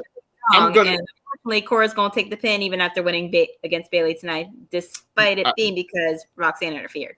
You know what? No, you know what I think? I think Cora shouldn't take the pin. Look, I get it. Cora's in there, and everyone's already seen. I get that. One, but I think. I can see that. Making the others look soft. But I think thank you, EC, because I can see that. I can see Bayley getting, but I can see Bayley in the pin out of like a screw job. I was gonna say I think you go with Roxanne getting the pin. I mean, it doesn't really hurt her if she gets the pin here. Because I don't think you're gonna do bad. I don't think you're gonna do Bayley. Bayley's got Elimination Chamber coming up. I don't think they're gonna want to do that. So it's either between Cora and Roxanne. And I know everyone's saying Cora, so I'm just gonna do the opposite and say everyone say Cora. I'm gonna say Roxanne. I'm sorry, I had to get my thoughts together. I think Roxanne beat Raquel. Wait, why is that happening? Next week, the qualifying match is Roxanne versus Raquel. Yeah. Especially Liv said. I don't think Raquel's winning. Qualifying match and be my insurance to make sure I win an Elimination Chamber. Honey, you said she was going to be your insurance at the Royal Rumble. What happened? So you can't say that anymore because nobody's going to trust your ass. Listen, I trust everything Liv does. I mean, this girl's tough as nails. Yesterday when I saw the gash on her, I said, this girl is that was just brutal. Yeah.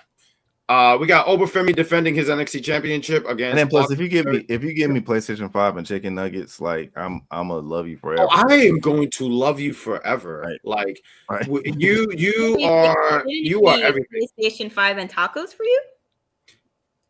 Just yes, absolutely. Yeah. I want anything. I'm marrying. Give me. Well, I don't want a 5 now, but a 6, and you give me a platter of tacos, chicken, fish. I had one with catfish one time. Shrimp, duck taco, huh? Would you do birria tacos? The ones with the shredded meat that comes with a really crispy shell. The consomme to dip it into. I love those. That sounded outrageously sexy, and yes, it did. I'm telling you, that was fantastic. I love when you dip it, and when it comes out, it. You know, one day, guys, you know what we're going to do here? We're going to do this on a Tuesday. We're going to have a Taco Tuesday here. So we're going to tell you guys in the comments that you bring tacos, except Bad Chris. We're just going to close the door on him. Can we do tacos and wear onesies? I have my Sonic onesie, so I'm totally down for it. And I know you got one. I know you got onesie, Freckles. Come on. I don't have a onesie. I just have costumes. You know, this Bad Chris in the chat. Onesie per se, but this is the closest thing to a onesie I have. Same. Like I got my Myles. So. Yes, this became the Food Network. Listen, you know you like tacos, Jeffrey. How dare you? Right. Tacos. But who do you guys got retaining for the retaining? I feel like everyone's gonna say Obafemi. I mean, look. Obafemi is going to destroy us too. We don't need. Going to destroy each other as well.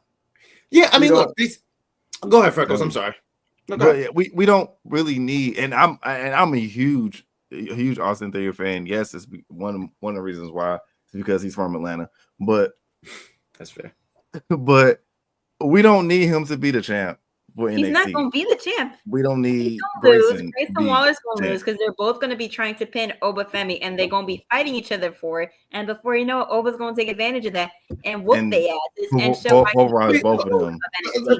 Think about this formula right here. This is the formula. I mean, this is formula been done plenty of times. But if I give you something more recently, 2 years ago they did this when Roxanne defended her women's championship against JC Jane and Gigi Dolan, and JC was going to win, but Gigi messed it up. So, like, somehow one of these guys are going to mess it up, and one of them is going to be the Gigi. Yes, Oba definitely has to do the stack pin.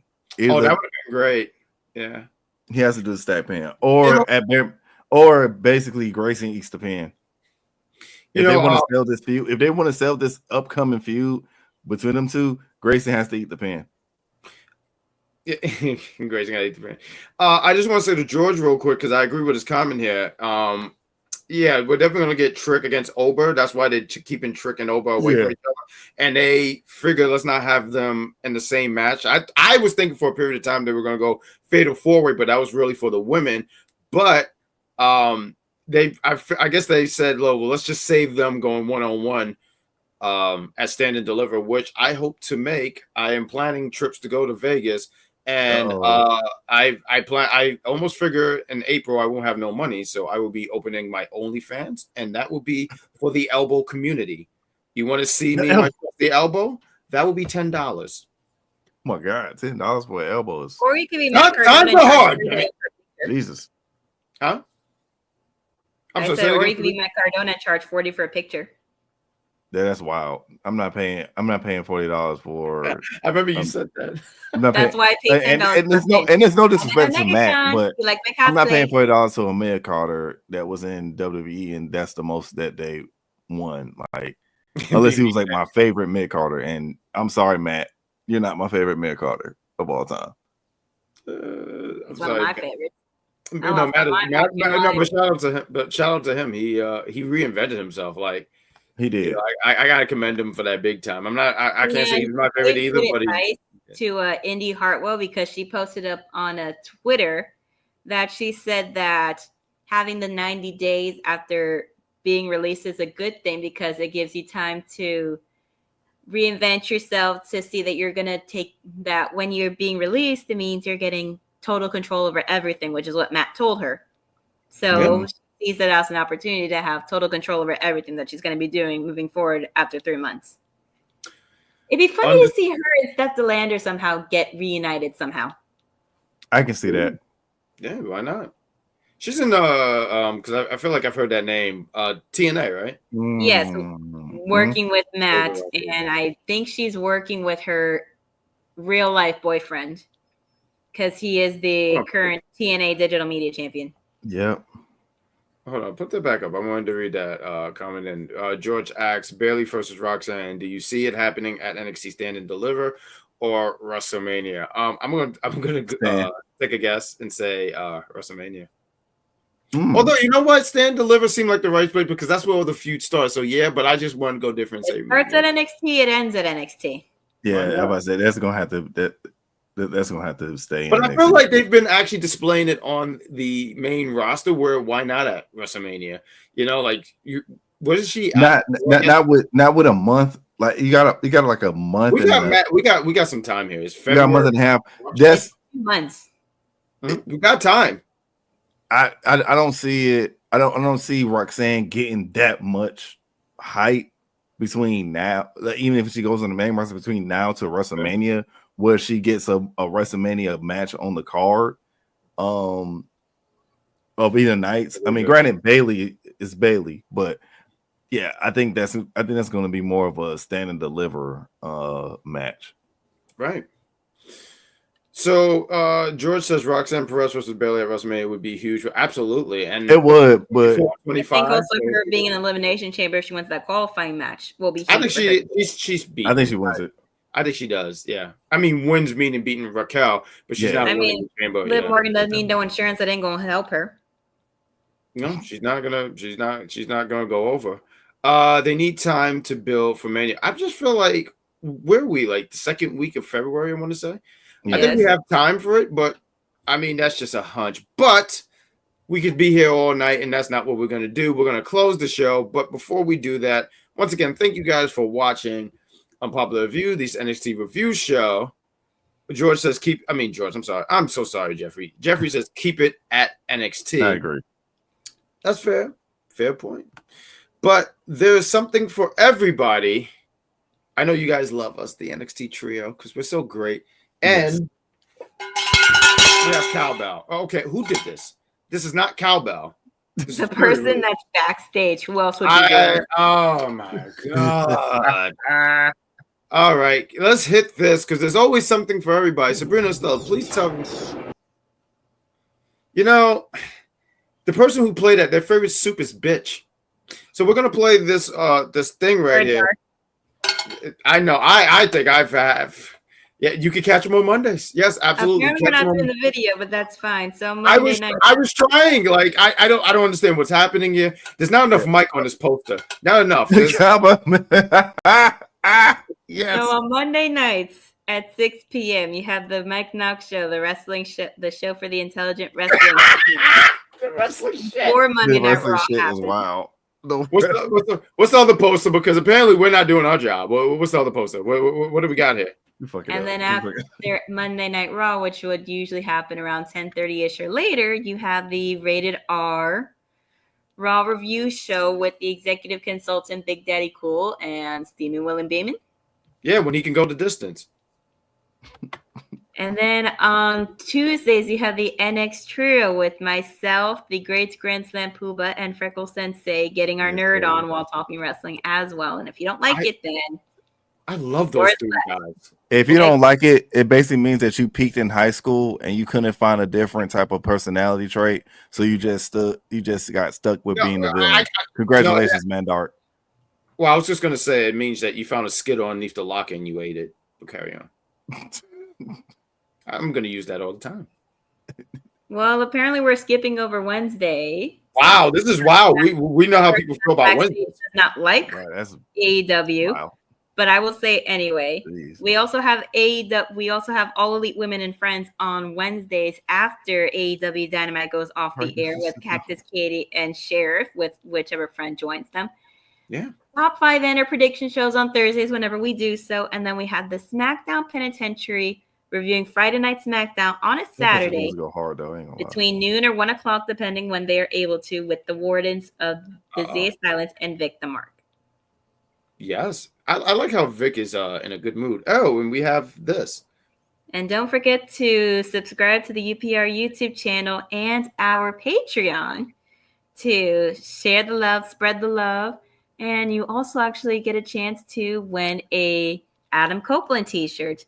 And each subscriber will get an entry. You got to subscribe to both to have 2 entries, which doubles your chances of winning. And just remember, it's February and we love y'all. Well, I don't love George. He makes me mad. And he loves making you mad. George, I have a lot of love and respect for you. But when I get 2K25, you're my first opponent. And I just can't wait. Yes, he's my first opponent. Yep. Can Frecklesensei be the special guest referee?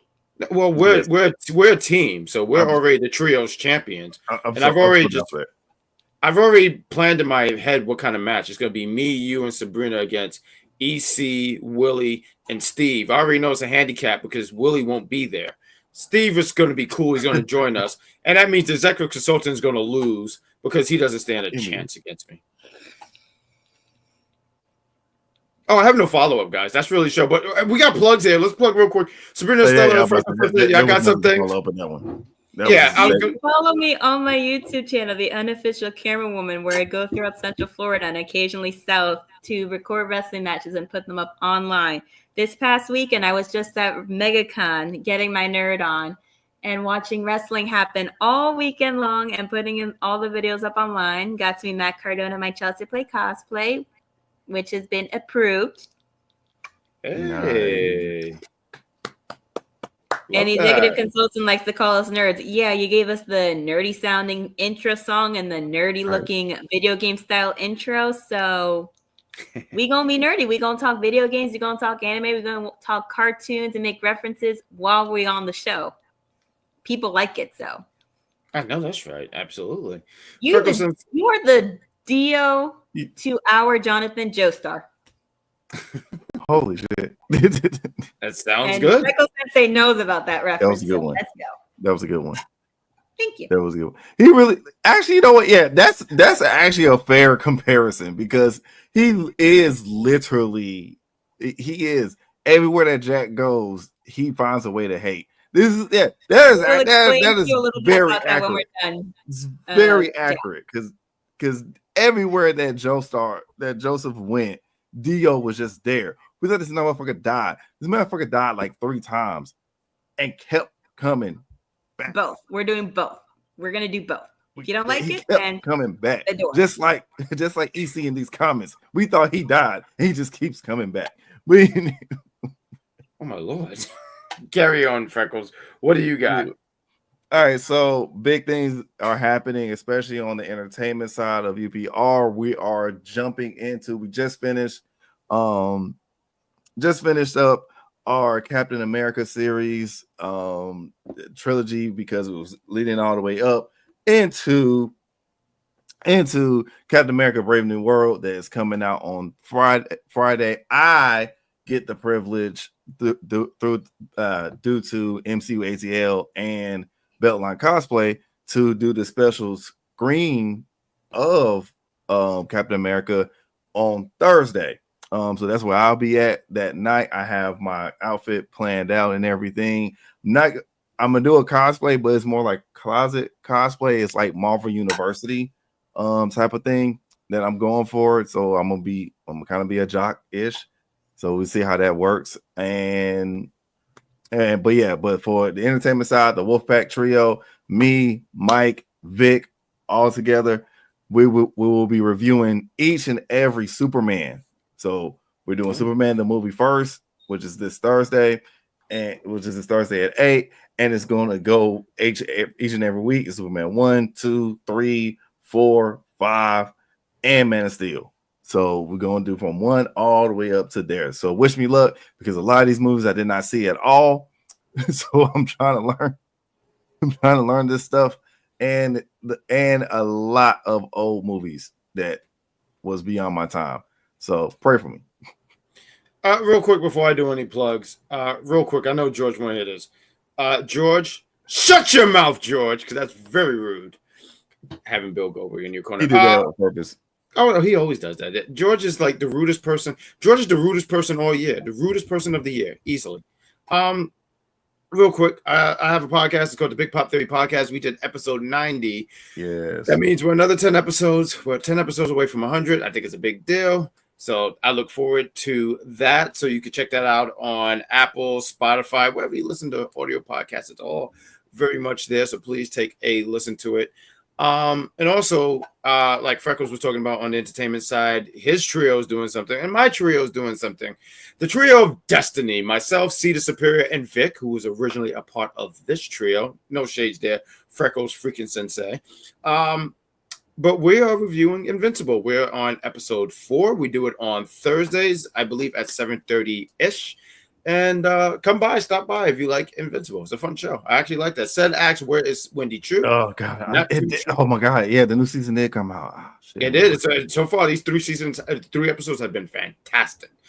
Jack, you did. I did invite him, but George is the greatest coward in the history of cowards. So he doesn't want to take a chance with me one-on-one, George. George, actually, I don't even want to face you verbally anymore. I challenge you to a no-holds-barred arm wrestling match. And when you decide to face me, you let me know. An explosive arm wrestling barbed wire battle. Let's do it. But that's the show.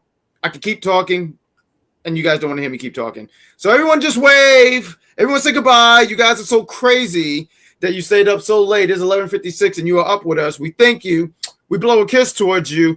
And we say we'll see you next week. Tune in tomorrow for AEW Dynamite. All Elite Women. George, I was talking to you.